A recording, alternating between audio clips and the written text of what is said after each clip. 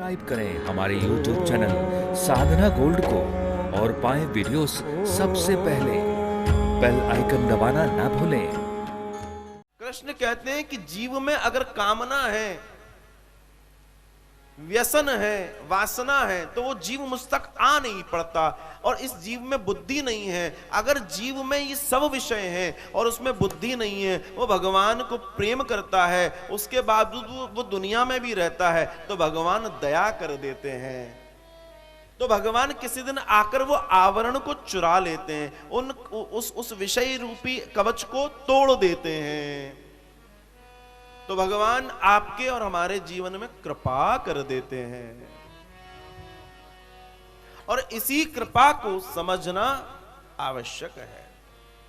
वो गोपियां वहां पहुंची हैं और भगवान श्री कृष्ण को पति रूप में पाना चाहती हैं। भगवान ने क्यों इनके आवरण का हनन किया? क्यों? क्योंकि भगवान को आगे महारास करना है, और रास में प्रवेश वही कर सकता है जिसके अंदर किसी तरह की कोई विषयी कामना ना हो, जो पूर्ण रूप से पवित्र हो, जो स्वच्छंद हो, उसको ही महारास रास में प्रवेश मिलता है, हर किसी को नहीं मिलता।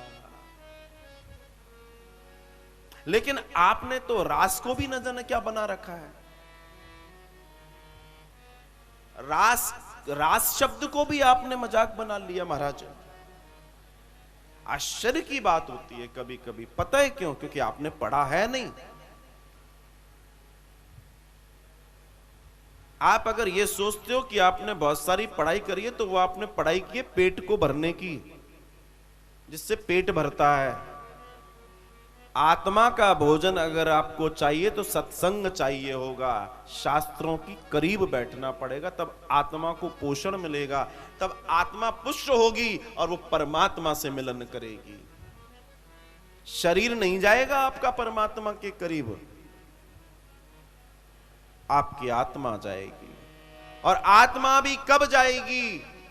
जब आपके अपने उस आत्मा के लिए विशेष कर्म करेंगे, पिंडदान करेंगे, आपके लिए विशेष कर्मकांड करेंगे, आपके लिए विशेष आयोजन, आपकी 13वीं तक, उसके बाद के भी कई पूजाएं रहती हैं, कर्मकांड रहते हैं। किसके लिए रहते हैं?